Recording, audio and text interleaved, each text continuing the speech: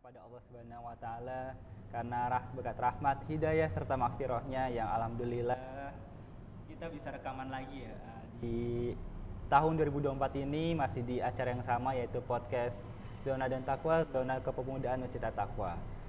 Pastinya di 2024 ini kita mengharapkan sesuatu yang baru, semangat baru, keimanan baru, ketakwaan yang baru. Dalam arti di sini maksudnya bukan pindah keimanan atau ketakwaan ya sobat takwa ya, tapi senantiasa memperbarui keimanan kita, senantiasa meningkatkan keimanan kita, ketakwaan kita pada Allah Subhanahu wa taala, dan semoga kita di 2024 ini menjadi manusia yang senantiasa selalu bersyukur dan selalu pasti menjadi manusia yang jauh lebih baik dibanding sebelumnya. Amin, amin. Amin ya rabbal alamin. Karena sebaik-baiknya manusia adalah manusia yang dari hari ke hari pasti selalu menjadi jauh lebih baik, yang itu manusia yang hari ini lebih baik dari hari kemarin, dan hari esok jauh lebih baik dari hari ini maksudnya. Nah, ngomong-ngomong soal yang baru-baru di 2024, alhamdulillah podcast Zona dan Takwa punya sedikit konsep yang baru nih di 2024 ini, yang semoga saja dengan konsep baru ini Sobat Takwa juga semakin terhibur dan semakin mendapat banyak insight dari apa yang kita omongin nanti sama podcast di 2024 ini. Dan salah satunya adalah bintang tamu kita yang baru ya, sebelumnya selalu dengan Rizky, dan insya Allah di tahun ini akan bermacam-macam nih narasumbernya nih. Dan di episode pertama ini kita sudah kedatangan tamu spesial nih ya, warga asli At-Taqwa, Masya Allah. Akamsinya Harapan Baru Regensi nih, wah ada Ustadz Fadil, Masya Allah. Assalamualaikum Ustadz Fadil. Waalaikumsalam Faiz. Bagaimana nih Ustadz dengan pengalaman pertama diundang ke podcast Zona dan Takwa nih, kesan-kesannya atau mungkin ada harapan apa gitu dari Ustadz sendiri? Ya alhamdulillah, pas pertama kali diminta buat ngisi podcast ya mudah-mudahan bisa bermanfaat apa yang insya Allah akan disampaikan podcast kali ini ya. Amin. Tujuannya kan itu kan khairun nas anfa'uhum linnas kan. Jadi supaya sebaik-baiknya manusia adalah orang yang bermanfaat bagi orang lain. Ya tujuannya juga podcast kan supaya menebar manfaat. Iya, zaman digital kayak gini kan kita harus manfaatin semua teknologi yang ada gitu. Sekarang udah zamannya YouTube udah di mana-mana, TikTok udah di mana-mana, Instagram di mana-mana. Mungkin nanti potongan podcast ini bisa dipotong, abis itu di-share ke medsos kan, bisa juga. Bisa banget. Iya, kita nggak tahu seberapa besar manfaat yang kita punya gitu. Ya intinya sih kita lakuin aja apa yang bisa kita lakuin selama itu bisa bermanfaat. Walau alam nanti bakal nyebar manfaatnya sejauh mana, ya kita lakuin aja sebisa kita gitu. Yang penting usaha dulu, soal hasil kita gantungkan pada Allah. Gitu. Betul. Ya tentunya kita punya harapan apa yang kita lakuin kan semuanya bermanfaat. Dan setelah bermanfaat itu sejauh mana manfaat itu bisa menyebar kan. Ya mudah-mudahan harapannya podcast ini bisa didengar banyak orang, bisa ngasih inspirasi banyak orang, bisa bermanfaat juga buat banyak orang gitu. Ya, terima kasih Mas Fadil yang insya Allah semoga apa yang diharapkan oleh Mas Fadil juga diharapkan oleh saya sebagai MC dan juga tentunya oleh Sobat Takwa sekalian nih. Iya, jadi excited juga gitu. Terima kasih udah diundang sini kan supaya bisa ngisi podcast kali ini juga. Masya Allah ya. Insya Allah juga narasumber-narasumber yang akan kita undang di kemudian hari juga insya Allah akan inspiratif ya Sobat Takwa. Jadi jangan kelewat, pantengin terus YouTube Masjid At-Taqwa di Masjid At-Taqwa HBR, dan juga follow IG kita di Masjid At-Taqwa HBR juga namanya, biar selalu terupdate dengan info-info ataupun dengan laporan-laporan kegiatan yang sudah kita laksanakan di Masjid At-Taqwa. Gitu. Biar Sobat Takwa bisa selalu up to date nih dengan apa yang terjadi di At-Taqwa nih, atau trending of the day di At-Taqwa. Betul. Ya. Dan kita juga tentunya tidak akan melupakan, atau kita akan juga menghadirkan teman-teman yang ada di studio ya, tim Hore. Mana tim Hore nih suaranya nih? Waalaikumsalam warahmatullahi wabarakatuh. Bukan penonton bayaran kan ini? Wah, bukan penonton ikhlas semua ini. Beliau ini dibayar dengan pahala, Ustaz. Iya. Amin. Betul. Ya, gini Ustaz. Kalau kita ngomongin soal sesuatu yang bermanfaat ya Ustaz, kita ngomongin sesuatu hal yang mungkin karena ini episode pertama ya, insya Allah dan nanti kita akan bikin serinya juga ya, sesuatu yang baru juga di podcast Zona dan Takwa di tahun 2024 ini lagi kita membahas suatu topik dengan satu seri gitu. Misalkan untuk membahas topik problem solving atau topik tadabur alam, kita akan bahas dalam 3 atau 4 episode gitu.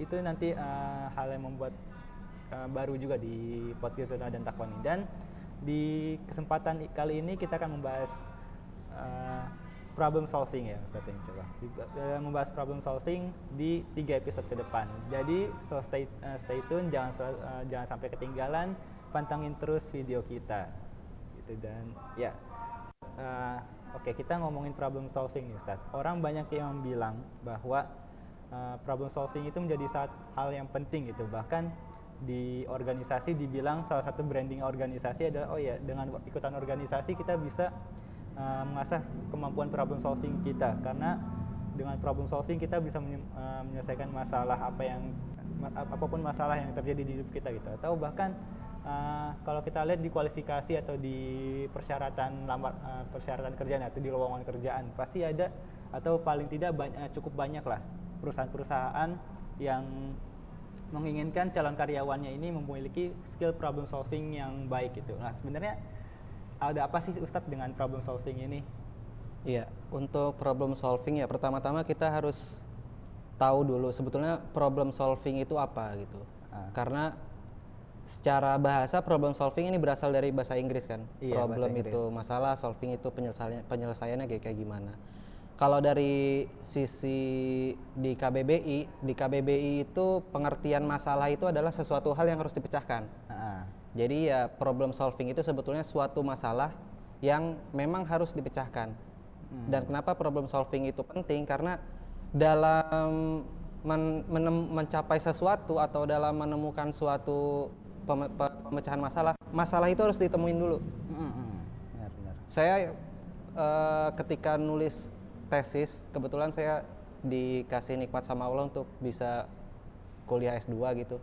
Sebelum memulai tesis, dosen itu kasih himbauan yang pertama kali, kamu kalau mau nulis tesis, kamu harus cari tahu dulu masalahnya apa, supaya tesis kamu ini bermanfaat gitu, supaya apa yang kamu tulis, kamu tahu masalahnya apa.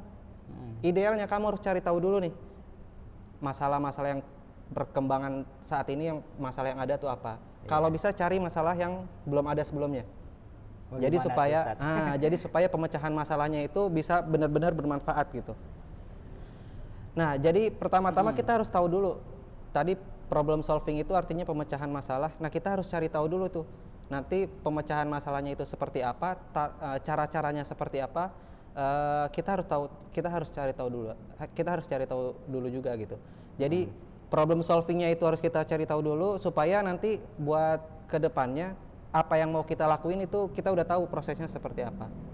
Jadi dari problem solving kita tahu manfaatnya seperti apa, kita tahu tujuannya seperti apa, terus juga pemecahannya seperti apa. Nanti supaya kita identifikasi dulu nanti masalahnya seperti apa gitu. Oke Ustaz, nah cukup menarik ya tadi dengan kita sebenarnya memang ketika kita menyelesaikan masalah kita harus tahu dulu dong itu masalahnya apa. Misalkan kayak contoh paling gampang kayak inilah, kita ngebenerin pintu. Apakah kita langsung ngebenerin pintu? Kan enggak gitu kan ya sebenarnya. Pasti kita pertama cari tahu dulu nih, wah ini rusaknya di mana. Pasti kan gitu, seperti itu dulu kan. Nah tapi banyak yang saya temui juga Ustadz ya, terutama mungkin di kehidupan organisasi, entah itu di kuliah, entah itu di masyarakat juga, di masjid gitu ya. Banyak orang yang sebenarnya ketika ditanya bagaimana caranya begini, bagaimana kita caranya paling gampang lah, bagaimana caranya kita meramaikan acara kita atau ya mungkin kalau boleh kita ambil contoh lagi untuk sesuatu yang terdekat itu Ramadan. Misalkan bagaimana caranya kita meramaikan pesantren Ramadan, bagaimana caranya menarik peserta biar pada ikut pesantren Ramadan, bla bla bla bla. Ketika ditanya, oh ya kita bisa pakai ini, kita bisa dengan cara ini, dengan cara itu. Tapi ketika ditanya, emang iya ini masalahnya? Atau emang iya ketika kita melakukan misalkan pakai cara A atau pakai cara B, ini akan membuat mereka datang ke pesantren Ramadan? Bisa jadi iya, pasti kadang yang saya temui kayak gitu Ustadz. Nah ini sebenarnya fenomena seperti apa sih ini Ustadz? Ada orang kita temuin banyak orang yang ketika ditanya how mereka tahu, mereka bisa menjawab panjang lebar, mereka punya ide 1001 macam gitu, 1001 ide untuk berkreasi. Tapi ketika ditanya emang ini masalahnya, langsung buyar. Ini sebenarnya apa sih yang terjadi Ustadz? Mungkin kalau Ustadz bisa tahu juga. Iya, jadi masalah itu entah itu di organisasi, apalagi di pribadi gitu ya. Pasti semua orang akan mengalami masalah. Ya, Dari masih kecil, anak sekolah, orang kuliah, nyari kerja, nanti udah berkeluarga, semua pasti akan menghadapi masalah gitu. Di Al-Qur'an sendiri udah disebutin laqad khalaqnal insana fi kabad, bahwasannya kami Allah itu menciptakan manusia dalam bersusah payah gitu. Jadi masalah itu sudah pasti akan datang, sudah pasti akan dialami oleh orang, individu ataupun organisasi ataupun kelompok. Nah, tadi kalau misalkan Faiz nyebutin beberapa contoh gitu, beberapa contoh dalam hal organisasi. Nanti kalau misalkan ada suatu masalah nih, ada suatu tema atau ada suatu acara, kenapa sih sebenarnya kita udah bikin acara yang bagus, bahkan finansialnya juga bagus, udah dapat dananya banyak, acaranya publikasi bagus, juga udah banyak gitu misalkan, publikasinya udah maksimal, Udah maksimal. semuanya menurut panitia ini udah maksimal gitu. Iya. Bahkan semua yang direncanain udah sesuai apa yang direncanain, semua rencana itu terlaksana. Tapi kenapa sih acaranya sepi?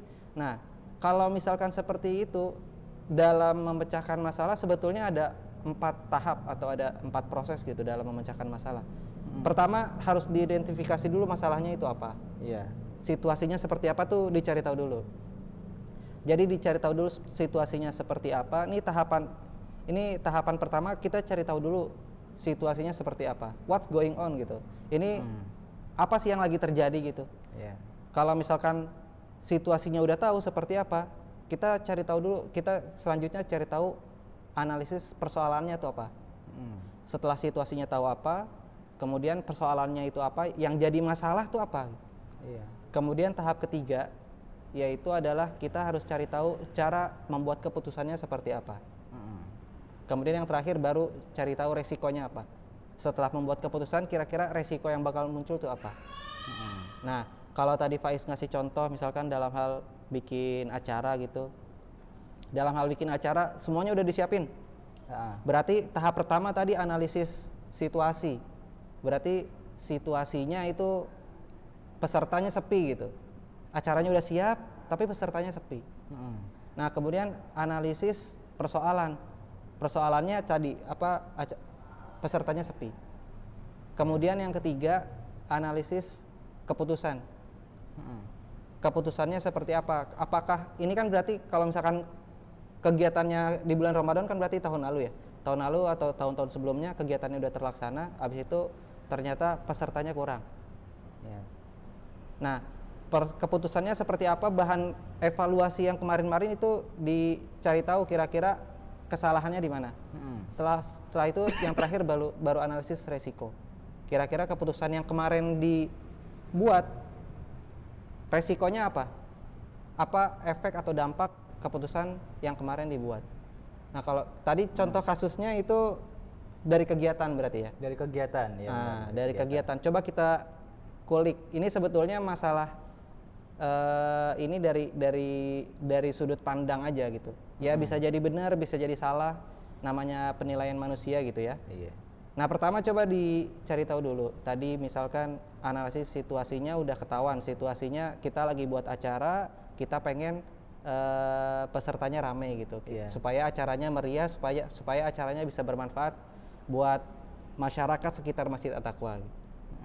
Kemudian kita lanjut tadi kedua ke analisis persoalan. Persoalannya tadi pesertanya sepi atau pesertanya kurang. Kalau misalkan saya lihat sebetulnya acara di Masjid At-Taqwa itu panitianya udah luar biasa ya. Panitianya luar biasa, kegiatannya luar biasa, kegiatannya rapih gitu ya, bagus ya. Bahkan tadi disebutin publikasinya udah luar biasa juga kan. Insya Allah. Iya, terus yang ketiga tadi analisis keputusan. Nah, kira-kira keputusan ketika menentukan rapat atau ketika keputusan menentukan suatu hal gitu ya, kemarin-kemarin itu kira-kira itu sudah maksimal atau belum? Karena yang terbaik dalam membuat keputusan itu sebetulnya ada 3 hal. Kita buat keputusan itu benar. Ini yang paling bagus. Terus kemudian kita buat keputusan, ternyata keputusan itu salah. Iya. Ini yang nomor 2. Dan yang ketiga adalah kita nggak ngebuat keputusan. Nggak ngebuat keputusan sama sekali. Tentu yang pertama ini yang paling bagus. Kita buat keputusan, ternyata keputusan kita itu benar. Karena kadang kan kita buat keputusan belum tentu keputusan kita itu benar. Tapi ketika kita dihadapin suatu masalah, ternyata keputusan yang kita buat itu salah, ini tahap yang kedua, itu sebetulnya masih bisa ditoleransi. Karena ya dalam tahap belajar atau dalam tahap proses pembelajaran itu masih oke lah. Dibanding yang ketiga, kita nggak ngebuat keputusan sama sekali. Karena ketika kita dihadapin suatu masalah, kita harus ngebuat keputusan nih. Karena tadi kan balik yang pertama, semua organisasi pasti punya masalah. Pasti punya. Dan kita mungkin akan dihadapkan ketika kita akan membuat keputusan. Nah, yang paling penting kita buat keputusan, karena dari kesalahan-kesalahan keputusan itu bisa jadi nanti pembelajaran supaya kedepannya keputusan yang kita buat itu benar.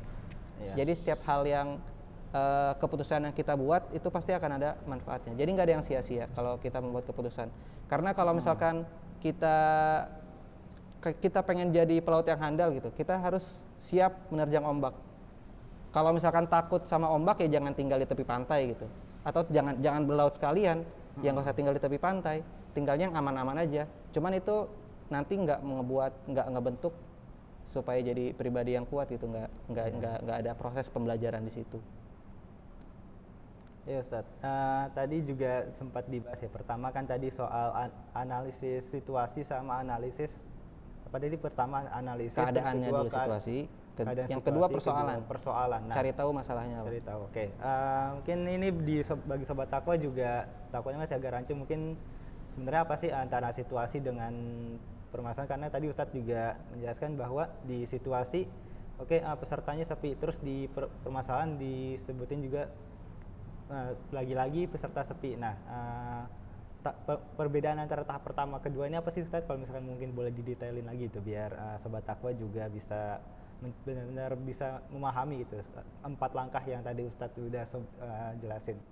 Ya, berarti kita ngambil contoh dari tadi kasus acaranya sepi ya. Iya. Yang pertama tadi analisis keadaan. Berarti keadaannya adalah acaranya sepi. Iya. Nah, kemudian yang proses yang kedua yaitu analisis persoalan.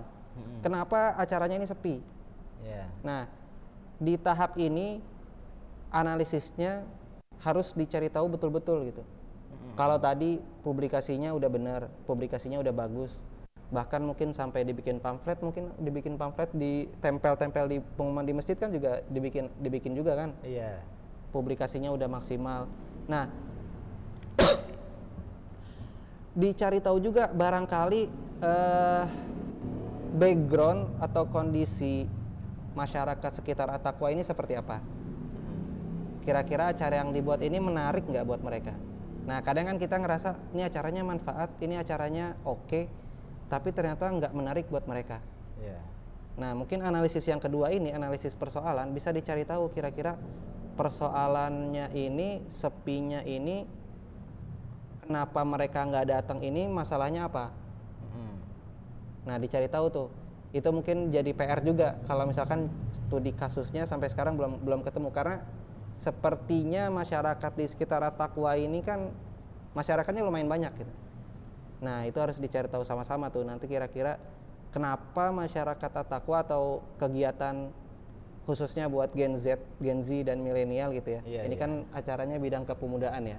Kepemudaan ya, remaja-remaja di At-Taqwa, remaja-remaja di sekitar At-Taqwa ini. Judulnya pun kalau mungkin boleh Ustadz tahu ya, judulnya adalah Problem Solving Gen Z Millennial. Gen Z dan milenial. Pas juga ya. Nah, usia-usia yang rentang, yang awal-awal ketemu masalah gitu. Ini cocok sih sebetulnya problem solving buat Gen Z dan milenial. Jadi karena usia-usia remaja ini yang awal-awal ada masalah. Ketika menghadapi masalah itu seperti apa? Kalau misalkan udah usia 40, 50 atau ya 60 itu udah kenyang lah persoalan masalah gitu. Jadi udah kenyang asam garam. Masalah kehidupan udah tahu lah. Persoalan seperti apa. Kalau Gen Z dan milenial ya mungkin banyak persoalan yang harus diselesaikan, banyak keadaan yang baru dihadapin, banyak keadaan yang harus yang baru dihadapin. Nah, permasalahannya seperti apa, penyelesaiannya seperti apa, bingung gitu. Nah, mungkin 4 tahap tadi bisa diperhatiin tuh. Tahap yang analisis keadaan atau situasi, analisis persoalan, masalahnya apa, terus keputusan, terus resikonya seperti apa. Ya Ustaz, tadi juga mungkin belum sempat kesinggung ya soal kenapa kok anak-anak gitu mungkin nggak hanya di organisasi, tapi ini memang kalau boleh dibilang cukup banyak ditemui di organisasi, tapi sebenarnya nggak ditemui di organisasi. Tadi yang sempat Anda sebutin gitu, bahwa orang ini tahu ketika ditanya kita harus ngapain, how-nya ditanya how, mereka akan bisa menjawab dengan 1001 jawaban gitu yang berbeda, yang mereka punya ide kreatif. Tapi ketika ditanya emang iya ini masalahnya, mereka langsung blank gitu. Nah ini sebenarnya kita tadi mungkin belum sempat kesinggung, sebenarnya ada masalahnya apa sih gitu yang membuat orang-orang ini seperti itu. Terus kedua juga mungkin bisa sambil dilanjutin juga bahwa problem solving ini kan cukup penting tadi, dan muaranya problem solving ini adalah decision making, atau dari pemecahan masalah ujungnya adalah pembuatan keputusan. Orang mungkin tahu masalahnya dia apa, tapi ketika disuruh membuat keputusan mereka takut-takut, mereka ragu, nggak berani. Ini mungkin ada sesuatu halkah yang akhirnya membuat orang-orang ketika membuat keputusan aja buat dirinya sendiri itu mikir-mikirnya lama atau ragunya setengah mati gitu tuh, bahkan benar-benar nggak berani ambil resiko sama sekali gitu. Yang mana tadi kata Ustadz juga menyinggung bahwa dengan adanya masalah orang itu bisa membentuk pribadinya menjadi pribadi yang lebih kuat, yang pribadi yang lebih berpengalaman dengan masalah, dengan hal-hal yang dihadapi, akhirnya dia belajar dan akhirnya menjadi lebih baik gitu. Ini sebenarnya gimana Ustadz nih? Yang sesuatu yang terjadi, apa yang terjadi? Iya, kalau misalkan tadi balik ke tahap kedua ya, analisis persoalan. Kalau misalkan kasusnya masih yang tadi yang tentang ketertarikan remaja sekitar Masjid At-Taqwa gitu, tidak terlalu banyak ya. Sebetulnya kalau menurut saya ya harus disurvei atau ditanya satu-satu gitu.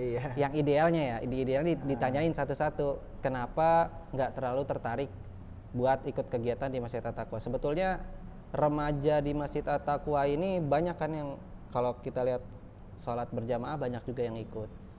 Mungkin cara pendekatannya harus lebih mengena gitu, atau cara rekrutmennya lebih mengena, atau kegiatannya lebih menarik buat mereka, atau ya mungkin karena ya fenomena zaman sekarang gitu. Ya kita nggak bisa menghindari kan yang namanya zaman sekarang, manusia seperti apa, udah banyak teknologi, udah banyak ngakses sosial media, mungkin lebih nyaman dengan sosial media. Kehidupan sekarang apalagi di Masjid At-Taqwa ini banyak sekitarnya orang-orang yang perkotaan gitu kan, ini di kota Bekasi kan. Iya.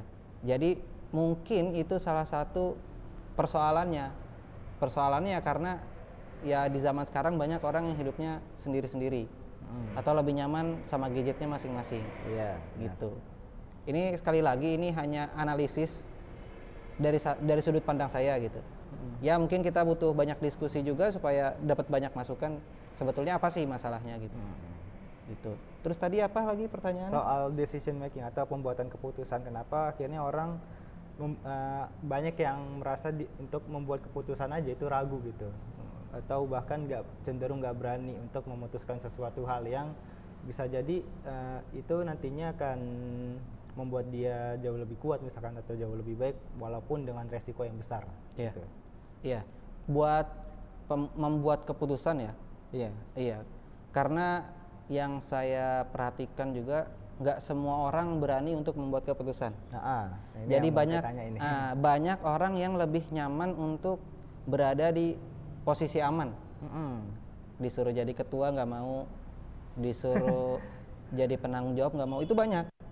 Bahkan mungkin dari kita sendiri, dari pribadi masing-masing ada perasaan ya ngapain sih capek-capek gitu. Udahlah saya ngikut aja lah gitu. Udahlah nggak mau repot. bikin aja keputusan, nanti saya ngikut gitu. Nggak mau mikir, nggak mau apa. Nah, banyak orang yang kayak gitu. Makanya orang yang mau buat keputusan banyak orang yang mau jadi ketua, siap ditunjuk buat jadi penanggung jawab, itu biasanya orang-orang yang maju. Jadi udah sering menghadapi masalah, udah sering menghadapi keputusan apa nih yang harus dibuat gitu. Jadi itu ya nggak bisa dipaksakan ke setiap orang, itu harus muncul dari pribadi masing-masing gitu. Ya kalau pengen maju, ya kalau pengen sukses, ya harus belajar buat keputusan. Jadi harus berani buat keputusan. Ya kalau misalkan keputusan kita benar, alhamdulillah gitu. Keputusan kita salah, itu jadi pembelajaran. Benar. Kalau nggak ngebuat keputusan, nah ini yang masalah. Jadi nggak dapat pembelajaran sama sekali. Bermanfaat enggak, dapat pembelajaran juga enggak gitu. Jadi Kita cuma gitu-gitu takut aja gitu. Cuman ya balik lagi ke masing-masing ya, ya mungkin orang juga ngerasa ya sepertinya saya cuma cocoknya di posisi ini gitu. Ya balik lagi ke masing-masing. Kalau misalkan ngerasa lebih nyaman seperti itu, ya nikmati dengan keadaan seperti itu dan siap juga sama risikonya. Nah tadi poin keempat tuh, analisis risiko. Kalau misalkan nggak mau ngebuat keputusan atau nggak mau ngebikin keputusan, ya siap-siap dengan resikonya. Resikonya nggak berkembang, resikonya nggak dapat pengalaman, ya semua ada resikonya. Jadi ya jangan menyalahkan keadaan kalau misalkan emang dari kitanya sendiri nggak mau ngerubah situasi tersebut. Karena ya Allah nggak bakal ngebantu kalau misalkan kitanya sendiri nggak mau ngerubah. Kita nggak ada usaha. Kitanya nggak ada usaha, kitanya nggak mau ngerubah, ya gimana mau dibantu gitu. Benar. Ya semua harus balik lagi ke kita masing-masing. Kita harus siap untuk membuat keputusan. Kita harus siap untuk dikasih amanah misalkan. Karena semua itu jadi pembelajaran.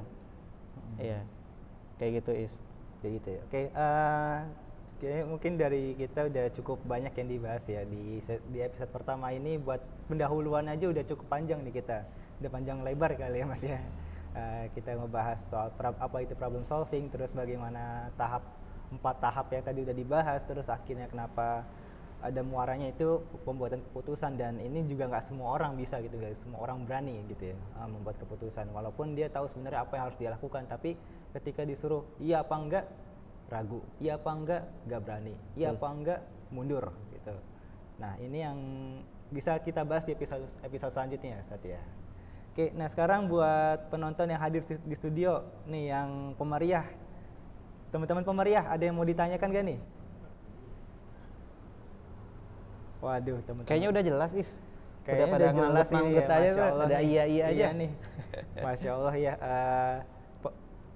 Penonton kita nih ya, penonton setia kita nih udah cukup paham nih dengan penjelasan Ustaz Fadil nih. Semoga benar-benar bisa masuk di ingatan mereka dan benar-benar melekat gitu ya. Di kata apa yang disampaikan Ustaz Fadil udah langsung dilem di otaknya mereka. Ya, insya Allah. Ya Ustaz, mungkin untuk episode pertama ini ada closing statement kah dari Ustaz mengenai apa yang kita bahas di malam hari ini? Iya, jadi buat sesuai judul ya, karena ini khusus buat teman-teman Gen Z dan teman-teman milenial. Jadi bahwasannya semua orang itu pasti akan menghadapi masalah, semua individu pasti akan menghadapi masalah, tapi kita harus yakin bahwasannya la yukallifullahu nafsan illa wus'aha. Jadi setiap individu, setiap orang itu pasti diberikan kemampuan untuk menghadapi masalahnya masing-masing. Jadi Allah memberikan beban nggak melebihi kapasitas dari seorang hambanya Allah Subhanahu Wa Taala. Jadi kalau kita masih ngerasa beban kita terlalu berat atau kita nggak bisa menyelesaikan masalah, barangkali usaha kita yang kurang maksimal. Sebetulnya potensi kita ada, tapi usahanya kita kurang maksimal, akhirnya masalah yang kita punya itu nggak terselesaikan. Nah kalau misalkan kita yakin dengan ayat ini, la yukallifullahu nafsan illa wus'aha, bukan kalau kita yakin, tapi kita harus yakin sama ayat ini, la yukallifullahu nafsan illa wus'aha. Kita harus yakin bahwasannya semua masalah yang kita punya itu pasti akan ada solusinya, tergantung gimana cara kita menyelesaikannya. Nah ini yang harus kita yakinin, dan juga kita harus yakinin setiap kesulitan pasti ada kemudahan. Inna ma'al usri yusra, fa inna ma'al usri yusra, inna ma'al usri yusra. Jadi kita harus yakin semua kesulitan, semua cobaan, semua masalah yang kita hadapin itu pasti nanti akan ada kemudahannya. Yang penting kita hadapin gitu. Setiap masalah yang kita punya, setiap masalah yang ada ya dihadapin aja. Insya Allah kalau misalkan kita udah mengeluarkan semua kemampuan kita, insya Allah bakal ketemu tuh solusinya. Yang penting kita harus usaha, kita harus memaksimalkan sebisa mungkin, jangan pasrah, tetap semangat. Pasti nanti insya Allah ketemu jalannya, apapun masalahnya. Yakin, harus yakin dengan dua ayat ini. La yukallifullahu nafsan illa wus'aha, kemudian fa inna ma'al usri yusra. Bahwasanya setelah kesulitan pasti akan ketemu kemudahan. Baik, nah tadi udah menyempit ke sesuatu yang akan kita bahas di selanjutnya, Ustaz. Di episode kedua nanti kita akan membahas soal problem solving dalam Islam. Wah, ternyata Islam cukup lengkap ya, atau bahkan sangat lengkap gitu ya, Sobat Takwa. Bahkan istilah problem solving dalam bahasa Inggris pun ada di dalam Al-Quran. Nah, apa sih, lalu bagaimana sih Islam memandang problem solving ini, dan bagaimana Islam membahas problem solving secara tuntas, secara detail, dan secara lengkap, komprehensif tentunya. Jangan kelewat, kita akan bahas di episode berikutnya. Sekian dari kami, jangan lupa untuk selalu like, share, comment, and subscribe YouTube Masjid At-Taqwa di Masjid At-Taqwa HBR, dan juga jangan lupa follow IG kita di Masjid At-Taqwa HBR, karena di IG kita akan mengupdate kegiatan-kegiatan kita selama di Masjid At-Taqwa, termasuk untuk kajian anak-anak, kajian dewasa, dan juga insya Allah di agenda terdekat yaitu agenda Ramadan kita akan update juga di Instagram kita. Jadi jangan sampai kelewat, jangan sampai tertinggal dengan info-info yang nanti akan kita berikan, biar selalu terpantau dan selalu bisa ikutan keseruan-keseruan yang ada di Masjid At-Taqwa. Saya pamit, kurang lebih mohon maaf. Mari kita tutup dengan lafaz hamdalah. Alhamdulillahirabbil alamin. Dan kita sempurnakan dengan doa kafaratul majelis.